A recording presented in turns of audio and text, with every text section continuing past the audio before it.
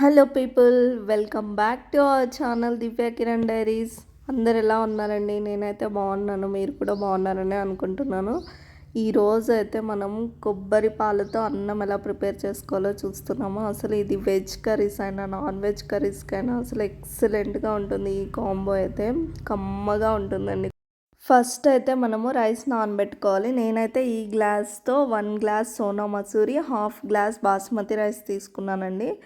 ఒక గిన్నెలోకి వేసుకొని 2 టైమ్స్ బాగా వాష్ చేసి మరి వాటర్ పోసి ఒక 15 మినిట్స్ నానబెట్టుకున్నాను రైస్ నానబెట్టుకున్న తర్వాత ఇప్పుడైతే మనం కొబ్బరి పాలు అన్నానికి కావాల్సిన ఇంగ్రీడియంట్స్ అయితే చూసేద్దాము.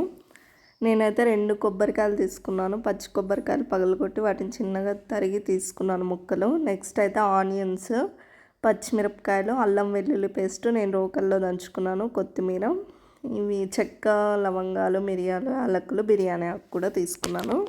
మంచి ఫ్లేవర్ వస్తుంది కదండి అవి వేస్తే.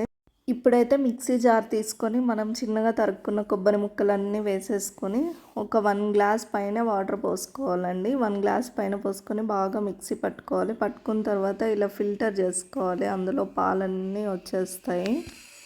మిగిలిన కొబ్బరి గుజ్జుతో కూడా మనం మరీ మిక్సీలో వేసి వాటర్ వేస్తే ఇంకా మనకు కొబ్బరి పాలు కూడా వస్తాయి మనకు కావాల్సిన క్వాంటిటీకి. ఇప్పుడైతే మనం స్టవ్ మీద కుక్కర్ పెట్టేసుకొని అందులో కాస్త నెయ్యి వేసి 2 టేబుల్ స్పూన్ ఆయిల్ వేసి బాగా కాగాక ఇప్పుడు నేను జీడిపప్పు వేసుకున్నాను.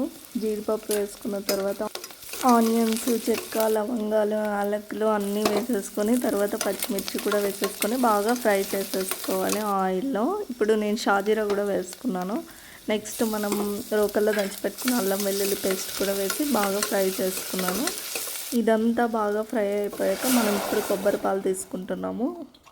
1.5 గ్లాస్ రైస్ తీసుకున్నాను కదా, 2.5 గ్లాస్ కొబ్బరి పాలు వేస్తున్నానండి. నేనైతే కరెక్ట్గా పర్ఫెక్ట్గా కుదురుతుంది. 2.5 గ్లాస్ వేసుకోవాలి.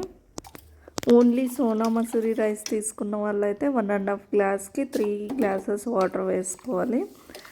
రైస్ బాగా కలుపుకొని నెక్స్ట్ అయితే కొత్తిమీర వేసుకున్నాము.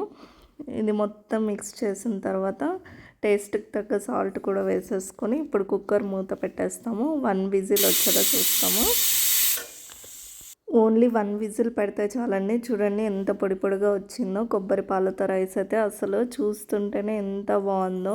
ఇంకా కాంబోగా తింటే చికెన్ ఆర్ మటన్కి ఎక్సలెంట్గా ఉంటుంది. ఖచ్చితంగా ట్రై చేయండి కొబ్బరి పాలు అన్నం అయితే ఈ విధంగా.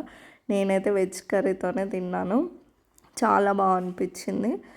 మీకు ఈ వీడియో నచ్చితే మన ఛానల్ని సబ్స్క్రైబ్ చేయండి, లైక్ చేయండి. ఇంకా మంచి మంచి వీడియోస్తో మీ ముందుకు వస్తాం. Thank you.